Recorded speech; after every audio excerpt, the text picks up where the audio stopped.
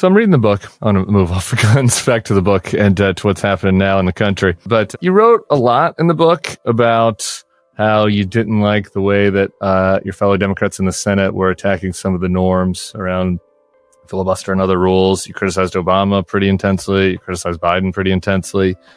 Trump kind of doesn't really get talked about that much in the book. You mentioned him talking about how he won West Virginia. You praise him for stopping the war on coal. You made fun of him a little bit for saying he's reactive and he'd go with the most recent idea somebody told him. You compliment him, say he's a good schmoozer, good kind of politician. Oh, yeah. You did criticize him for killing the Langford bill. And that's about it. Like, that's all that you mentioned of him. And Tim, here's the thing. I didn't work with that side.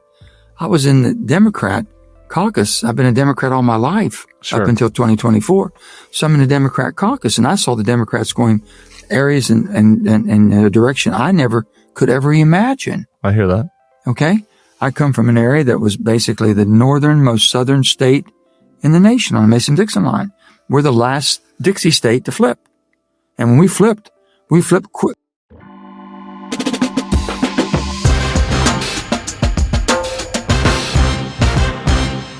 Hello and welcome to the Bulwark Podcast. I'm your host, Tim Miller. Delighted to welcome a former United States Senator and Governor of West Virginia. His new book is titled Dead Center in Defense of Common Sense. It's Joe Manchin. How you doing, sir? Hey, Tim. Good. How about you? You know, it's been a fucking week, to be honest, but I'm doing okay. Got your book right here. Thank Give me you. something to distract between this and the LSU game. Give me something to distract myself with over the weekend. I want to get to the news with you, but just really quick at the top. Why did you decide to do this? You don't have to do it. You could have just gone fishing, you know? I know. It took about 2 years. This all came about during the 50-50 Senate, the 117th Congress, when it was split down the middle. Yeah. Okay. And I got thrown in a very high profile area because I've always been centrist. Yeah, right. And they all expect everybody, if you got a D by your name, whatever the D's want you to do. If you got an R by your name, whatever the R's want you to do. Well, the D's knew I didn't do what they wanted me to do for many, many years. So now they are really concerned. Yeah. And how do you get through something like that? And I think it's basically on kind of where you were raised, how you were raised, and who raised you. And you never leave that. And that gave me the ability and the strength to get through all that. All right. Well, I'm going to get into a couple of the passages from the book and talk to you about that. But first, I feel like I'd be remiss not to get your reaction. Obviously, we had the assassination of Charlie Kirk late last week, and that has caused just a lot of turmoil in the country. And, I just wonder what your thoughts are on it. My sympathy for his wife and children and his family is unbelievable, because I can tell you this. There's no place for this in the political arena. We can defer. You can say you like Charlie, you didn't like Charlie, you agreed or you didn't disagree. But to take these types of actions for people to go and how they get that extreme and hyped up and then start blaming it on because of this or that. What I said before, Tim, I said, we're at an age now. And after all this, I've heard some associates and friends start talking. I'm defriending this person. I'm defriending that person. I'm thinking, I'm not big on social media. I said, with one click, you can just wipe somebody out without even talking to them. And that's the way it is today. I mean, you don't have to confront anybody. You don't have to sit down and talk to them. You can be radicalized coming from a very conservative or very liberal side and be radicalized to the other side. Yeah. It just depends on, what in their social circles, no one's talking. And you were in Washington, you saw it. It was hard to get groups together. It was hard to sit down and know each other or have dinner with each other or any of that. They just come and go and it's passing in the night. Yeah. I mean, I do think a lot of that changed after Trump, and we could talk about who's to blame for that. But I just having been in Washington, that element of it at least did get worse. Like the idea of being able to talk across sides. Part of it is we've got, the vice president, right before we started taping here, we're taping this Monday afternoon, was on, and he said, it's a statistical fact that most of the lunatics in American politics are proud members of the far left. He went on to say, when you see somebody celebrating Charlie's murder, call them out, call their employer. Like, I don't know, man. Some of the leadership in this is coming from the White House is pretty concerning to me. Let me just say this, Tim, that basically, I like to think we all have a better angel inside of us that says, wait a minute, you're going a bit too far on this. Yeah, sure. And you're hoping that the better angels will come out. We need leadership, and every person who has elected position, okay, this representative form of democracy that we have, that the people that we can govern ourselves by picking people we want to speak for us. And when they're speaking for themselves because of their own political ambitions or what it may be, and not speaking of who we are as human beings right now, the empathy and sympathy we have for Charlie Kirk's family should be universal, okay? The political end of it starting to put the blame game, that's not right. Because look at what's happened all over the country just the last few years. Look at all of the children and the shootings in schools in between all the political attacks we've had and the horrible carnage that's going on. This has got to stop, and it doesn't stop unless people who are elected as leaders representing people all over this country starts thinking with a little civility and a little empathy about a human being and not a position to try to better yourself or make someone else look a little bit more in an opposing factor. I just would like to think this is not the time and place for that. The time and place for this, how do we heal? And I would say for all the better angels from the president on down, I hope you're listening to them and saying, wait a minute, this is not helping. It's not making things better. For me to call somebody out and say it's your fault, to me to call somebody that says all started over here, it's because of this side here, you think it's going to strengthen your side? The country's divided right now. But the country's divided because basically the middle doesn't have anywhere it can go and cohese around. Yeah. You know, Tim, you only have about 23 to 24% of the people that are registered to vote and participate in elections in America, Democrats. You only have about 26 to 27%, the Republicans. The rest are like where I am now, no party affiliation, independent. Yeah. But there's no middle for them. That's what we got to fix. Some of those no-party independents are because they want the parties to be more crazy, though, I worry about. But, okay, so some of them are in the middle, like you. You mentioned the guns and the school shootings. When you wrote about this in the book, and you tried to pass the Manchin-Toomey bill that was going to do background checks and other gun reforms. Got 54 votes in the Senate, still failed because the filibuster. There's not even any conversation around that. I mean, the Charlie Kirk shooting hasn't been the only shooting recently. The same day, there was a school shooting in Evergreen. We talked about the shooting in Minnesota, the shooting at the CDC, other school shootings. And it's like people aren't even talking about whether there's a compromise on guns anymore. How do you kind of reflect on your role in all that? Well, you know, I have said the thing that probably moved me more than anything since I was in Congress from 2010 until I left in January 2025 was the Sandy Hook with all these little children. I could never imagine how children in school, first and second graders get just slaughtered. It was awful. Yeah. It just went through me. And I was on national television the Monday after that happened. And my staff said, don't go on. They'll ask. And I said, well, what do you mean? You want to talk about it? I said, so I went on there and I said, you know, I come from a gun culture, West Virginia. I've had guns growing up. I got my first bolt action 22 single shot and I thought that was really something special. Then I got a single shot 410. And then I went up to a pump, an automatic. And man, I was really big. But I had been taught gun sense all the way through. The do's and the don'ts. I knew how. I knew what it was about. I knew the purpose. I knew the culture of guns. So I said, you know, it's a shame that we're in this situation. I said, we have gun shows to where people that if you're an FFL dealer, if you're a federal firearms dealer, you have to do a background check. Yeah.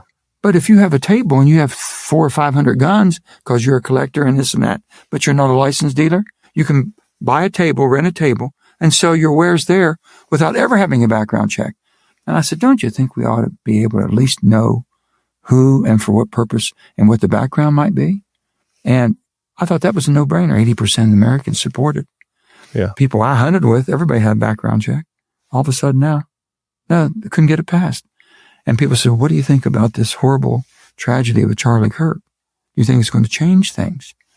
I said, I would like to think that I'm an optimist, okay? I want to say, yes, we're going to tone it down now. We're going to understand we have to get together here and unite this country again. And then I'm thinking, 20 children get slaughtered, babies, and nothing could come about. The simplest thing that we could do was just a universal background check. Couldn't get that done. So the realist in me says this might be a heavy lift. Yeah. To fix things. Depressing. I I wonder, you mentioned that gun culture you grew up in, and I didn't really. Like, I used to be a Republican, so I was around kind of guns through that sense when I was working in campaigns. But growing up, I grew up in the Denver suburbs, and we didn't have a ton of guns in my neighborhood, and so it's always been a little foreign to me, right?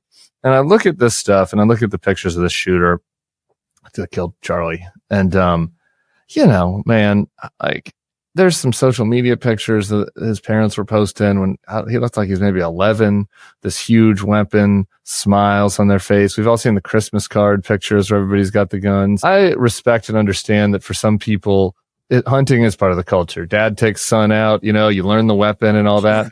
But don't you think even the gun culture is a little out of control, in some communities? That's like just the gleeful celebration of it, kind of the treating them like they're toys. Yeah. I don't know. What do you think? Is that just the only thing I've said is that I've never gone hunting with an AR-15.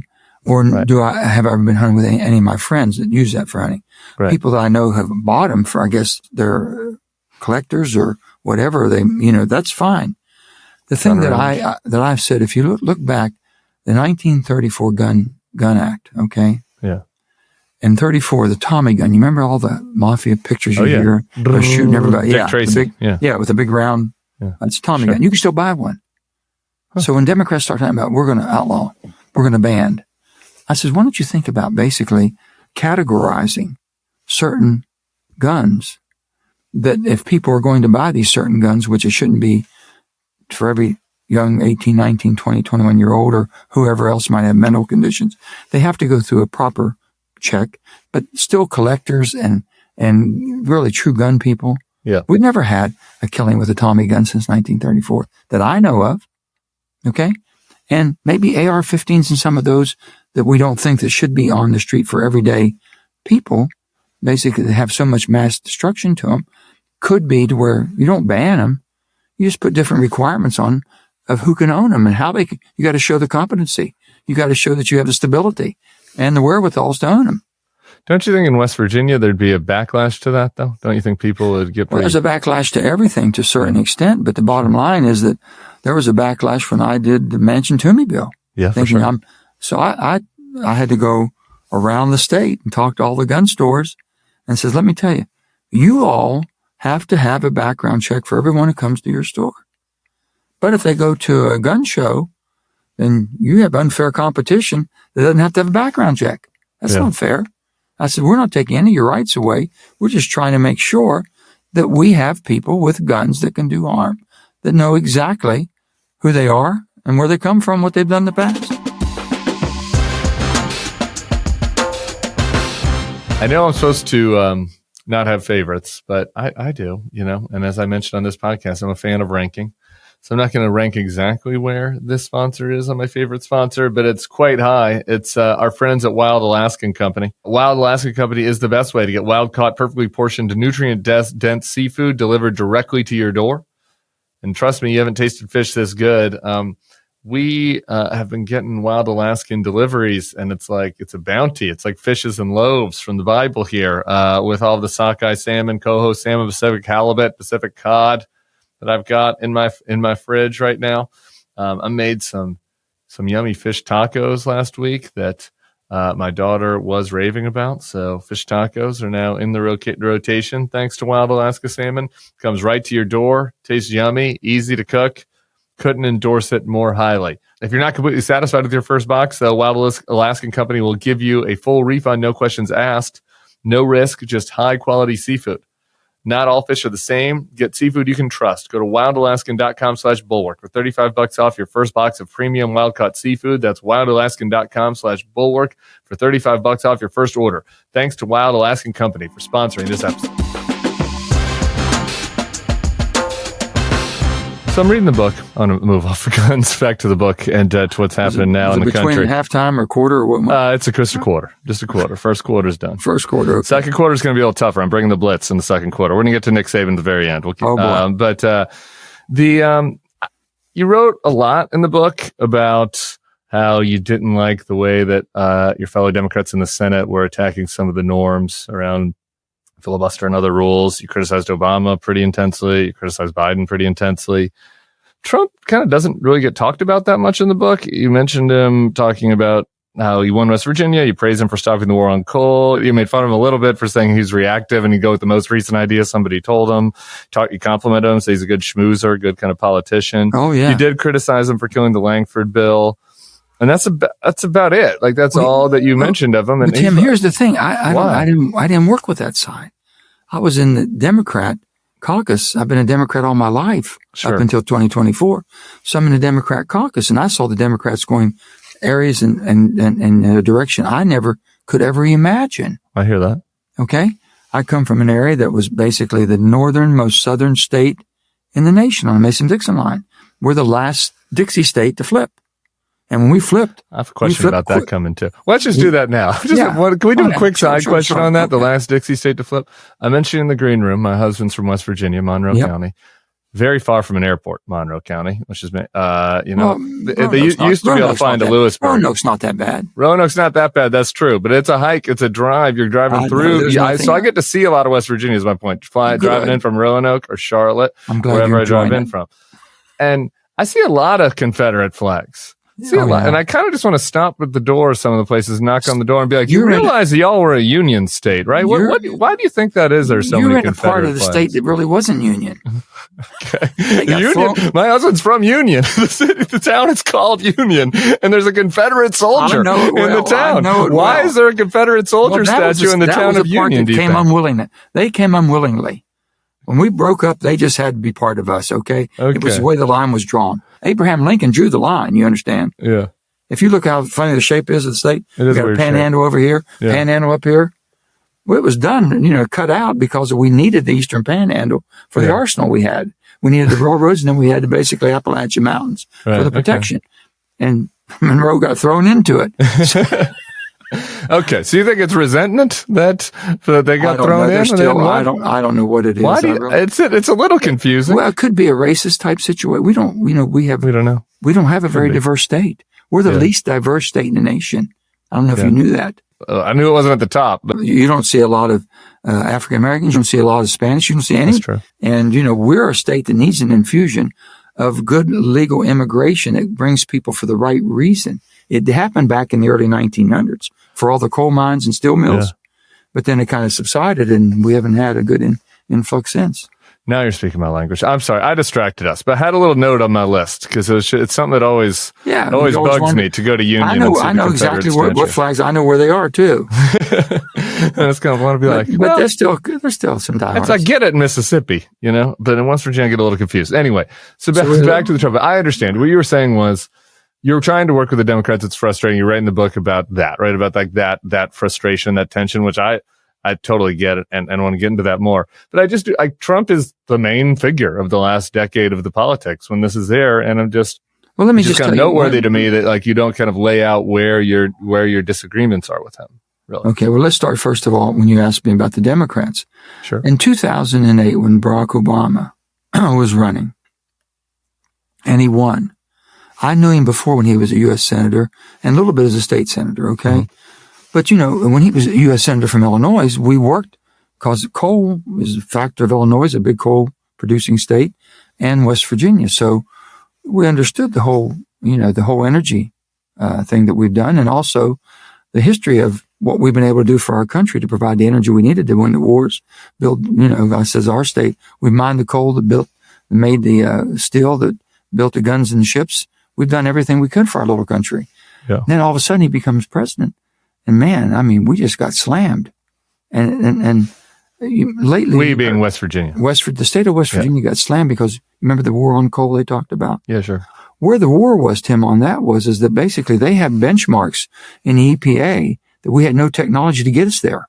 Right. We couldn't meet their benchmarks. So that means we were done. And there was no empathy or sympathy about, okay, here's some other ways we're going to retrain you. Here's some jobs we're bringing, some industries we're bringing in West Virginia to help you. We got no help.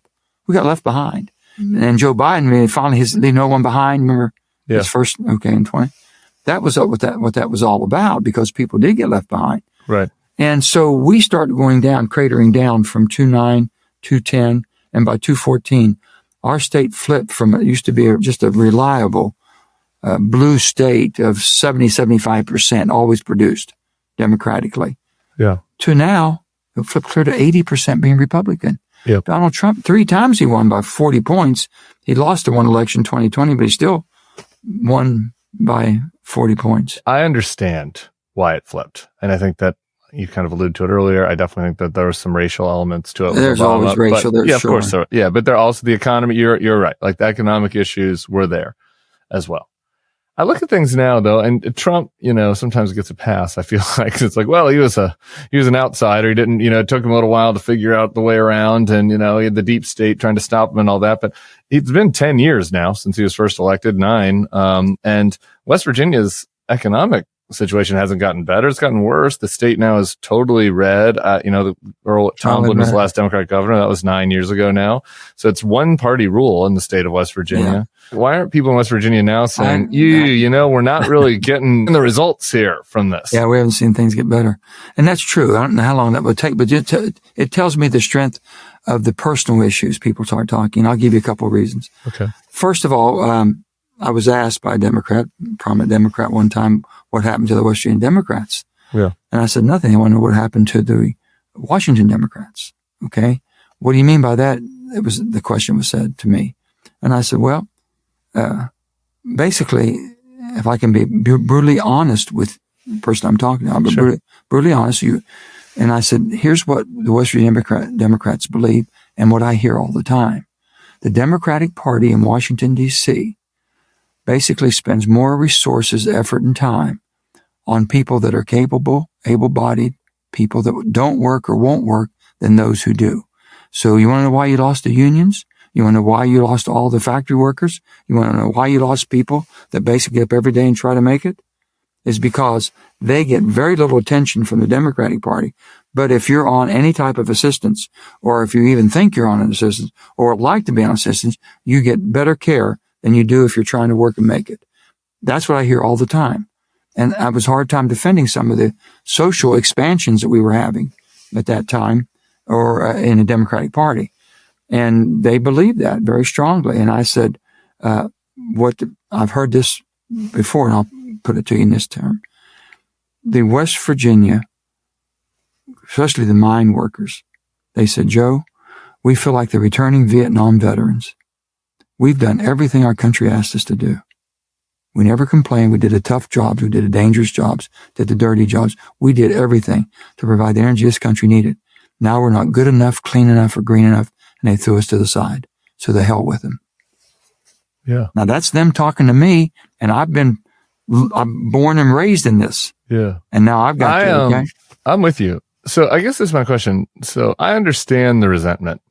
I do. I mean, I think that sometimes it's, just like anything, the assistance thing that you're complaining about, there's some legitimate complaints about that. If you're working hard in a community and you see you see your fellow, somebody that's on assistance and they're getting better services than you are. You feel they go into the food store and the SNAP cards buying better food than what they're buying. They work all week. I totally get that resentment. Yeah. I get the resentment the coal miners had. It's not their fault that climate change became an issue and rendered the work that they've been doing legitimately obsolete. It's not like they had chosen it. Per se. I mean, that was the work that was in their community. So I get that resentment. I don't get as much though, like what they feel like they're getting out of Trump, right? And like what the inverse is. And I do wonder if there's a way for Democrats to reach them again by demonstrating that they care. And if so, could they do it just on economic issues, or do you think the cultural gap is too wide? Social issues. Social. Yeah. Totally social. So it doesn't even matter. Doesn't matter. So that tells me that actually it isn't really though the coal mine. It was. That's what started it. That's what started. But like right now, it's if Democrats came back and said, "Okay, we'll make sure that you get higher wages." They've made the people believe. We'll do the economic populist stuff that Bernie wants to do, and that Dan Osborne is pushing for in Nebraska. We'll do economic populist. But if you came to them with that, but you also are doing woke stuff, doesn't matter. That's it. Well, yeah, I don't know all about this woke stuff and everything. The only thing I can tell you about is this, Tim, is that basically people in West Virginia, you can help them, you can be for them and against them and all this. They'll decipher all that. Yeah. But when you start telling them what to think or what they should believe and who they should support or this or that, or social, whether it's in their church or their religion or their sex or whatever, and you start making them believe, I said, so I have to tell them, I go home, I said, listen, I've taken an oath to guarantee your pursuit of happiness. You be whoever you want to. You love whoever you want to. Do what you want to that makes you happy. Hate whoever you want to, for that matter. Yeah, for whatever, Tim. But the bottom line is, don't try to mainstream something that maybe I don't want to believe, okay? Or I don't want to accept. I will accept it because that's the guarantees you have, and I have. But other than that, don't tell me what to think. Don't tell me what to accept. Don't tell me, they talk about boys being in a girl's bathroom or competing against. You hear all that stuff. One time. None of that's happened in West Virginia. Let me just tell you, one time when I was governor, Tim, there was a transgender, okay, a child we had one of this. Someone called. And the school was up and scared to death. Yeah. There's going to be. I said, what's the problem here? So I called superintendent. And I asked him, I said, well, this could be a big problem, and it could go all the way through our state. I have to build new bathrooms. And I said, Christ, we can barely keep the schools going now. I said, it's tough, and this and that. And I said, let me ask you something. You have men and women teachers. You have separate bathrooms for them, or they kind of use the same bathroom? Well, he says, no, they're kind of we use the same bathroom. I says, why can't you go talk to that family, the transgender kid, and say, rather than he or she being, sought out or being ostracized, tell them to come in here and if he's in the bathroom, we'll take care of it. Yeah. Solve the problem. It's humanity. Yeah. So I guess this is what makes me kind of despair. And I love that you did that. That's optimistic. But this is what makes me kind of despair about the situation in a place like West Virginia is like, the Democrats weren't doing anything to them. I mean, like on the jobs they were, but on these social issues, right? Like I said, I spent a lot of time in West Virginia. It didn't seem like anybody there was scared to raise their MAGA flag or scared to live their Christian beliefs or scared to carry a gun. Like everybody was living pretty free in the free state of West Virginia the last 10 years, as best as I can tell. And people were free to say nasty stuff on Facebook. My mother-in-law showed me that, and there wasn't any issues either. And so, like, what was the problem? What's the problem? I don't understand. They demonized. If you had a D by your name, they demonized them. Right. So what's the solution? I guess is my point. Like, if a Democrat went to what would even? Could you imagine a Democrat that could get people of West Virginia to listen to them again? Like, what would that person even look like? I can't even think of it. Well, I mean, I was the last one to ever get elected in West Virginia when the state was an R40. Right. In 2018. Yeah. Trump had already won the state in 2016, become president, and beat by a Democrat by 40 points. Yeah. 2014, our state had flipped over 80%. Right now, in the House of Delegates, 100 members in the House of Delegates, there's 89 Republicans and 11 Democrats. In the Senate, 34 state senators, I think it's either 34-2 or 33-1. And this is crazy to me. I guess this is my point, Senator. It's like, there's this big conversation happening in the Democratic Party and on the anti-MAGA side broadly, independents. And it's like, well, part of the reason that Trump is doing better, Republicans are doing better is that the Democrats like run these big cities and they do so in a way that's not great, right? There's too much crime. There's too many issues. Yeah. But like West Virginia is a total one-party state now, and it's not doing well. I mean, if you look at the numbers, last in life expectancy for women, 48th in poverty, last in educational attainment and quality in a recent poll I saw, highest drug overdose rate. It's a one-party state, and we can't. And you're the last person to get elected there as a Democrat, and we're struggling to think about how Democrats could gain a foothold there. I don't understand why that doesn't work in the inverse. Why aren't people mad about the Republican governance there? They're not doing well. They said it took 80 years to get in this. This is what this. I'm just telling you that. Yeah, no, please. I'm just looking for the real answer. They tell them it took 80 years to get to this, and we can't undo what the Democrats did for 80 years to undo it in 10. That's what they're saying, which is bullshit. Okay, right. Now, with that being said, if the thing was so bad, then make it better. If the Democrats did certain things, fix it and make it better than what it was. Yeah. It hasn't gotten better, and I know that in my state. But on that being said, I'm telling you, it's been indoctrinated into people that they believe that they have more freedoms, and it's their way of life, and they can live their life better as a Republican or with an R running the state than they can with a D, because the D brand in Washington is so bad, Tim. Yeah. It has filtered down.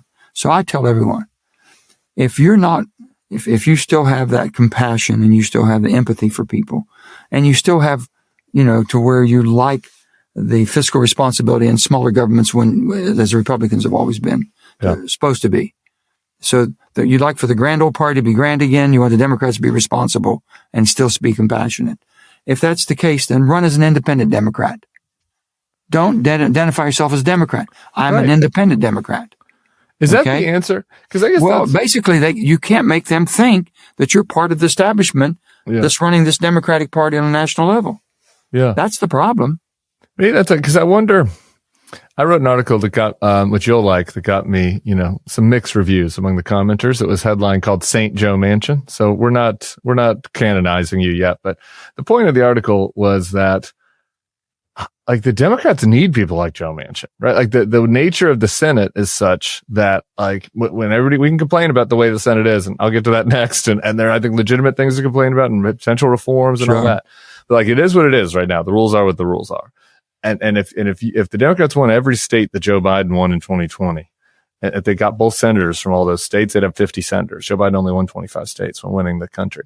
So you got to win in other states if you want to actually be able to govern and do stuff. Right. You were an example of somebody that was in a state that obviously Republicans had won in a landslide, and you were there, and you were at times annoying to them and did things that they didn't like and all that.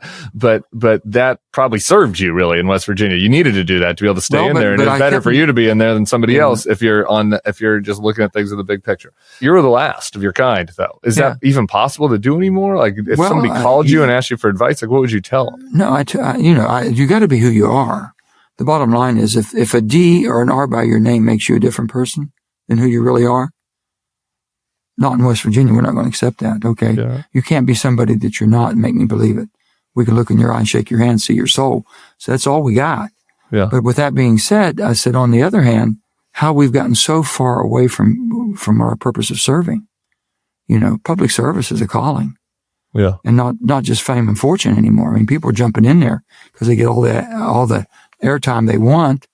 And especially if you go to Washington, you can get on television every minute of the day if you want up here. Sure. But the other thing, you can have a fundraiser every hour on the hour by just saying something crazy. So we're rewarding bad behavior. The whole system is upside down. And how do you correct that?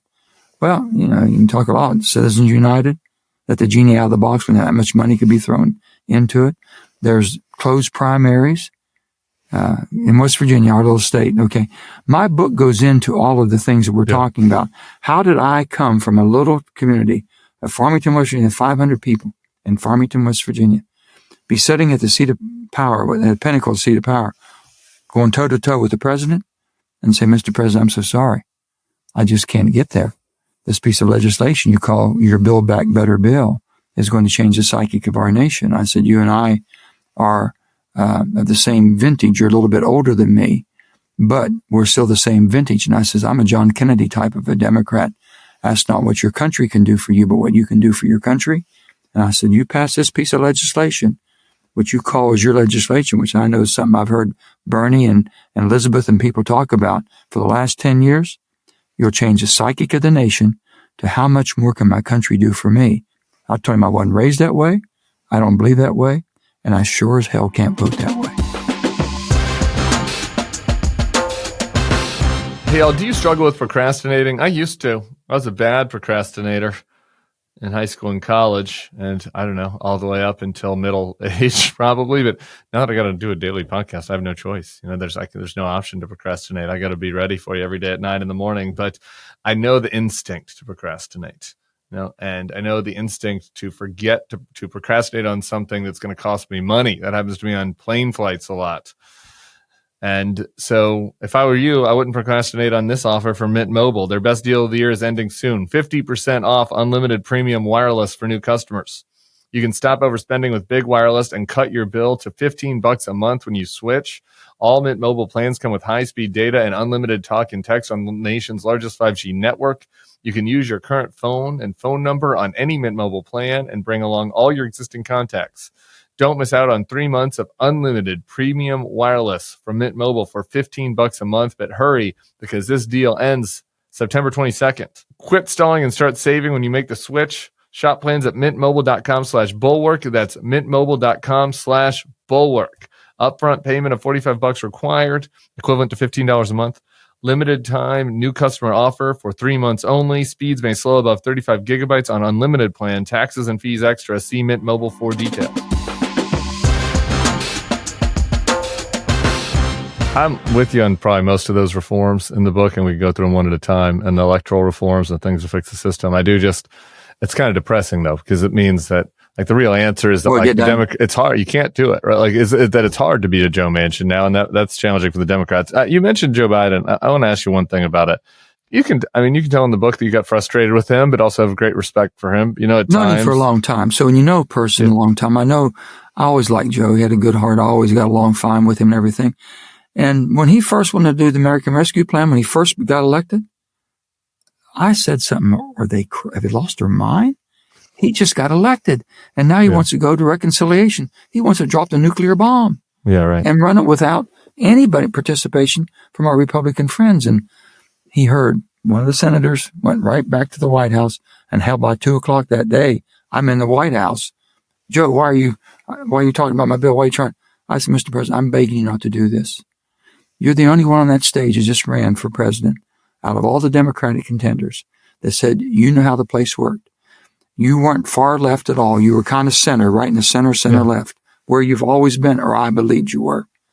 Now all of a sudden they've convinced you that you have to do this without any Republican participation. I says, why don't you just break your bill up, your your American Rescue Plan, put it in the jurisdictional committees, give them 90 days, see if the Republicans actually don't want to do anything or will work with you. You said you've been here 35 years. You worked across the aisle. Let's try it again. See if it works. Did you think those guys were really going to work with them? I wasn't sure if they would or not. I think there were some things that they could have probably agreed to, but we could have watered it down a little bit, made it more, I think a little better. I wonder, you talk about during the Biden things about how he had a bad temper and snap at you and stuff, which is kind of interesting to hear that behind the scenes.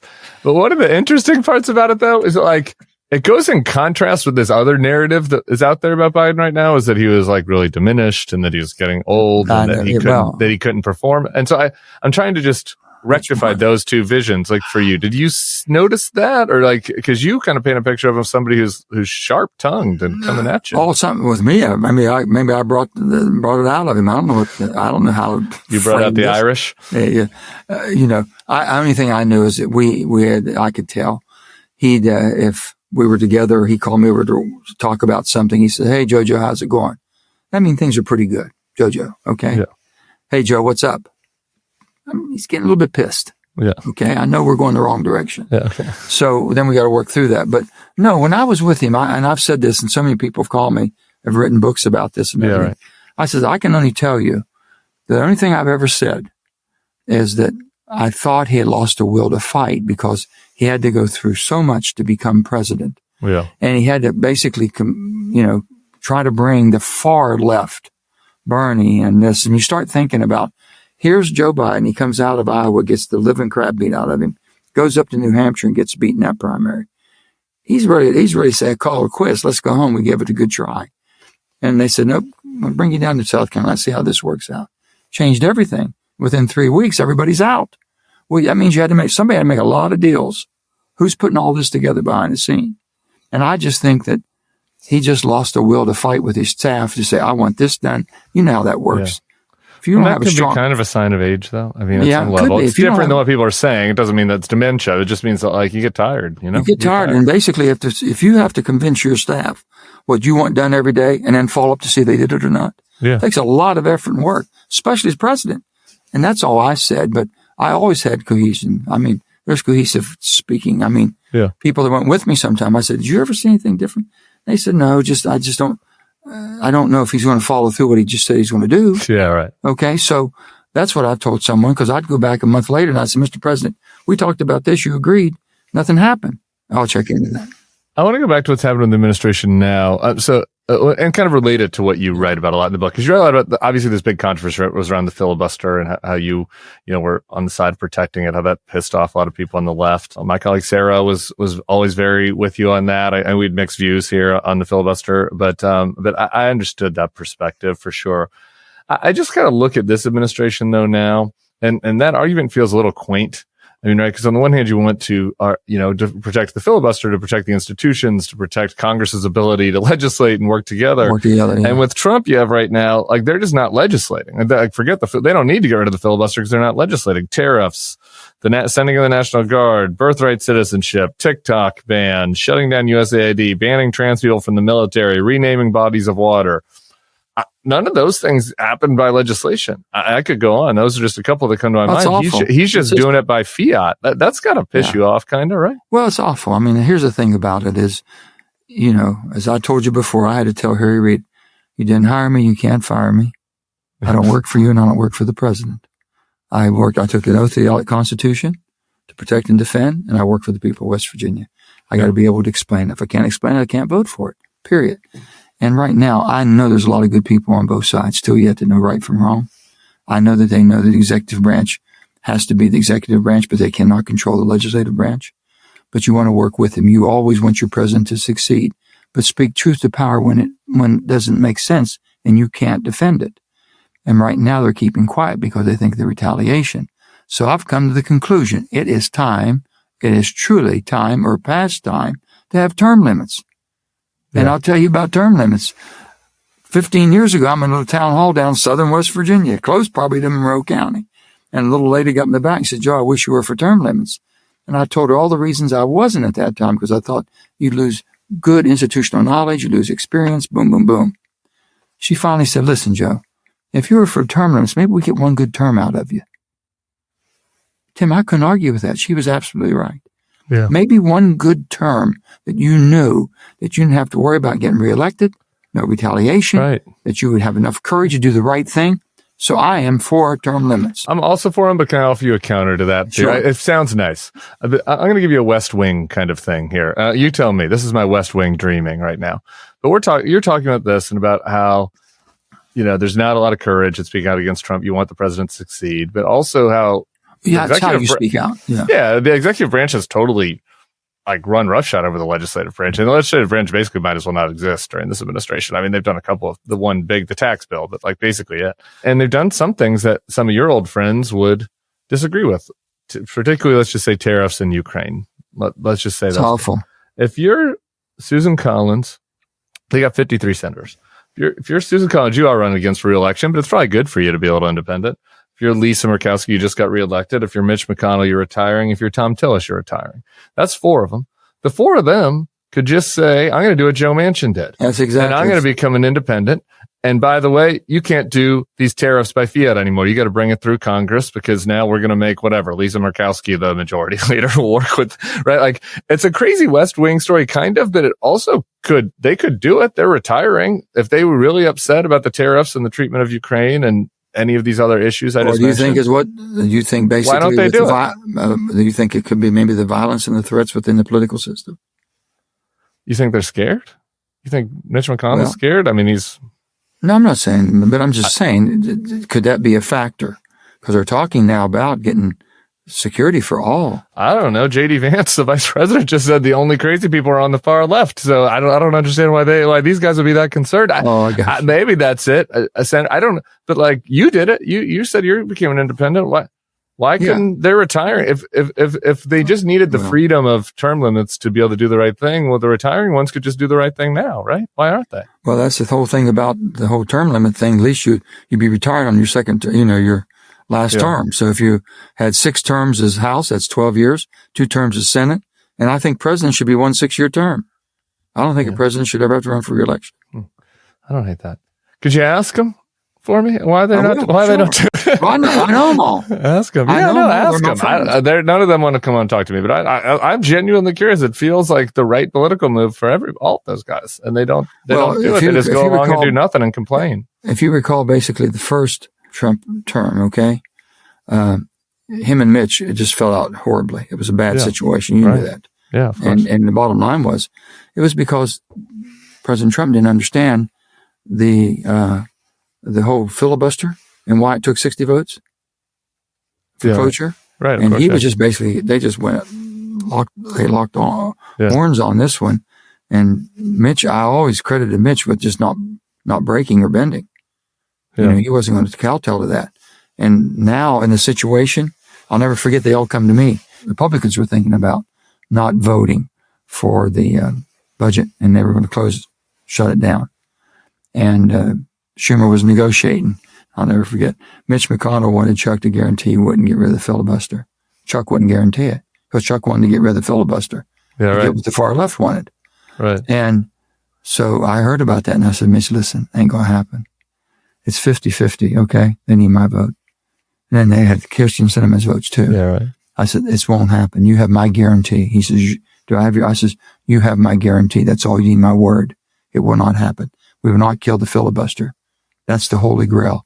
That's how I was taught. That's what I learned. That's what I've studied. That's what I know. And I said, I'm not going to do that because it's the only chance we've got to at least talk to each other a little bit or believe we have to talk. If not, we're no different than a glorified house flipping, flopping back and forth every 2 years.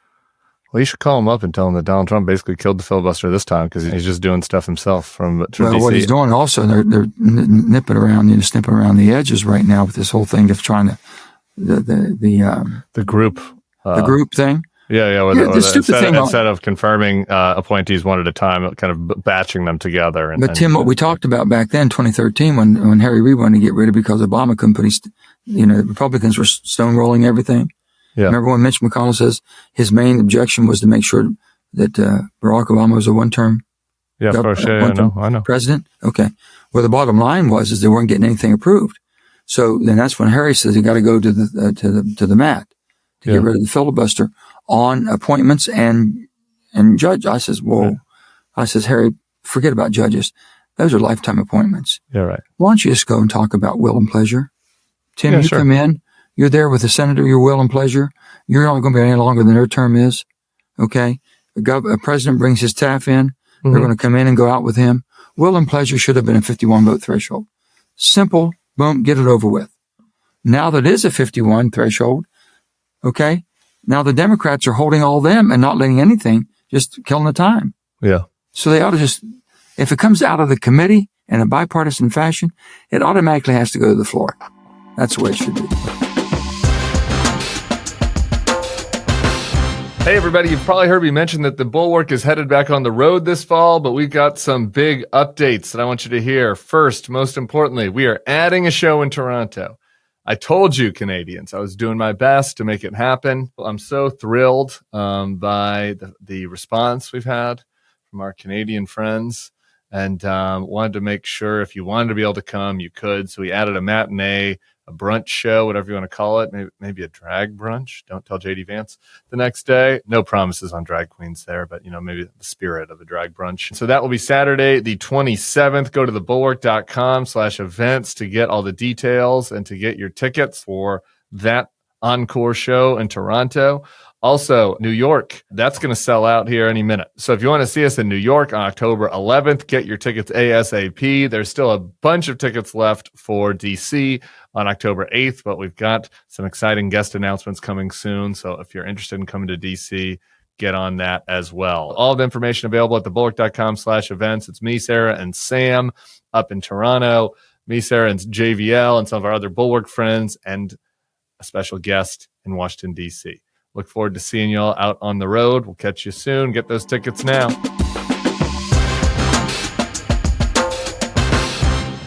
Last thing, just on this administration, just broadly, I'm wondering their appointments, Trump's cabinet appointments, what you've seen from Trump the first 9 months. How'd you grade them? What do you think? I don't know. There's a few that we have, the few that you know of that's been high visibility, whether it be Robert F. Kennedy Jr., whether it be Tulsi, or whether it be Hegseth. And we'll just see how that plays out. Well, do you think you would have confirmed them? I'd have been privileged to the FBI report. Yeah, right. And I usually base it on that. And if I had the FBI report done a deep dive on it, and it didn't mount, they couldn't pressure me to vote for someone. But it's just broadly, not just the candidate. What do you think about Trump's term? Like, what do you? Well, basically, here's the thing: everybody wants a secured border, and I begged the Democrats not to open up asylum at the border. Yeah, and they did. Okay, can't they just say we made a mistake? I want to work with President Trump. I appreciate all the effort we're putting towards the border now. Will he not at least work with me on an legal immigration plan now? Doesn't seem like it. Seems like they're doing mass deportations. I'm just saying. And if you're going to target those who came here and have criminal charges. Yeah, well, they're not doing that, though. I know. That would have been by far, okay. So now, and everybody wants a safe neighborhood.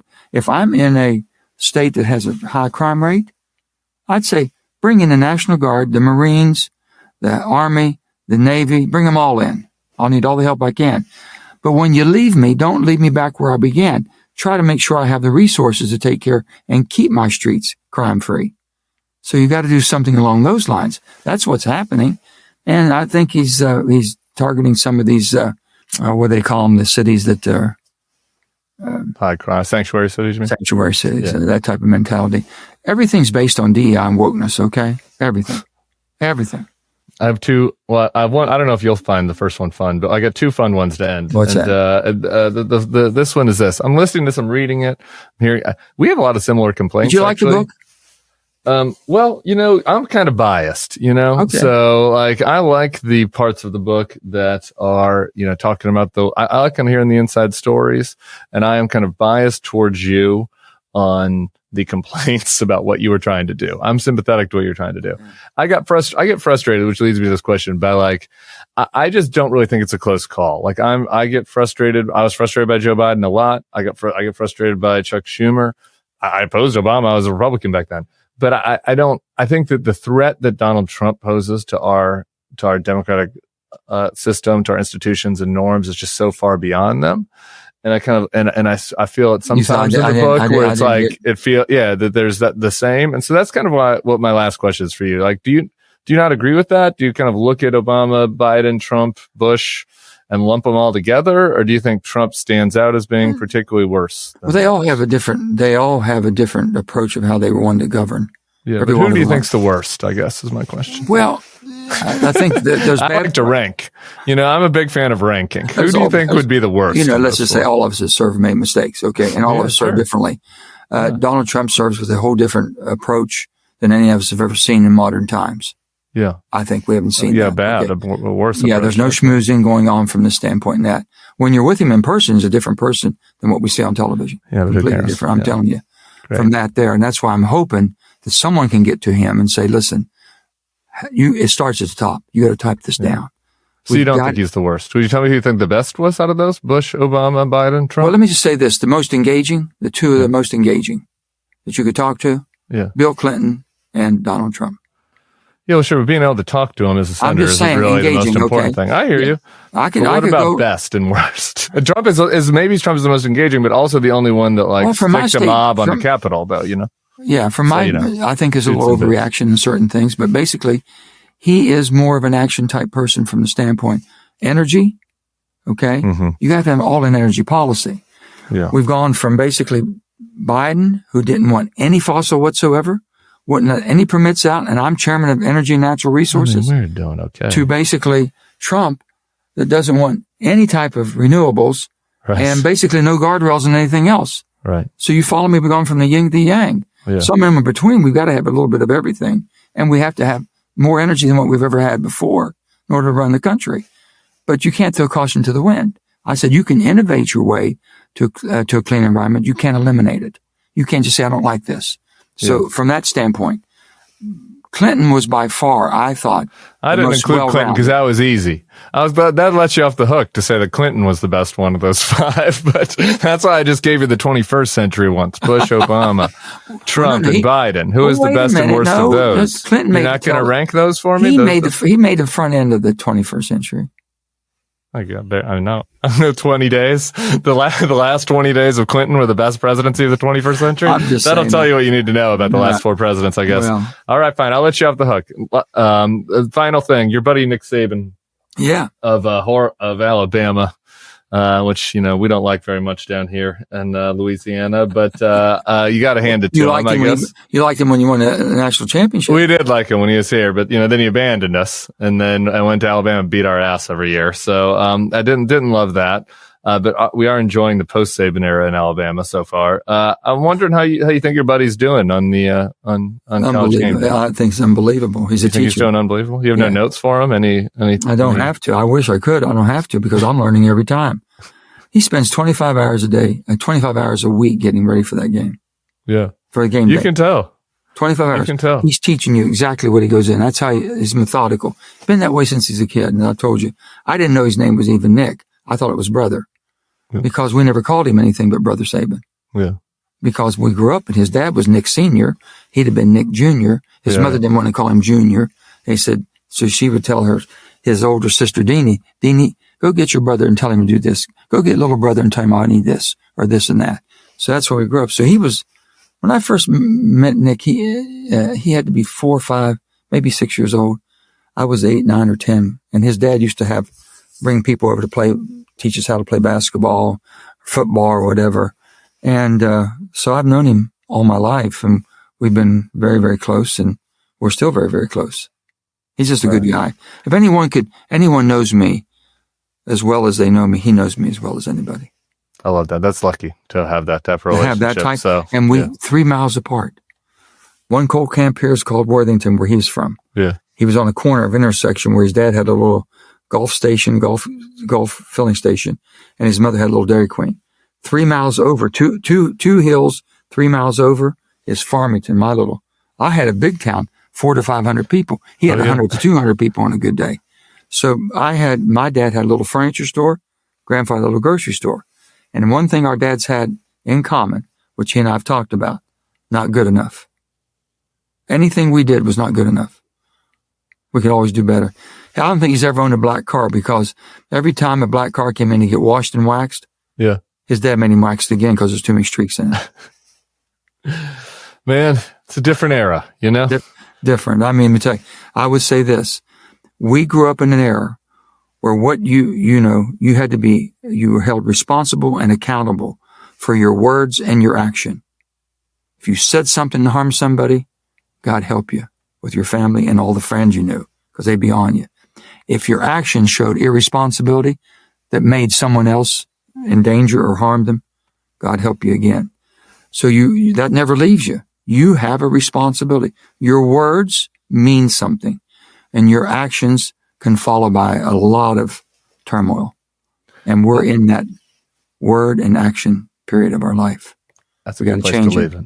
Yep. Yeah, I appreciate that very much. We could use a little more of that. Thank you so much. Former Senator Joe Manchin. Maybe we'll see. Let me know when you're coming back to Monroe County. Yeah, come on by. We may meet in Lewisburg. There's a couple good meals you can get in Lewisburg. Well, what we'll do is we'll check out where them flags are, too. We go to the house together, knock on the door. Is there a problem? Is there a problem? Explain this one to me, all right?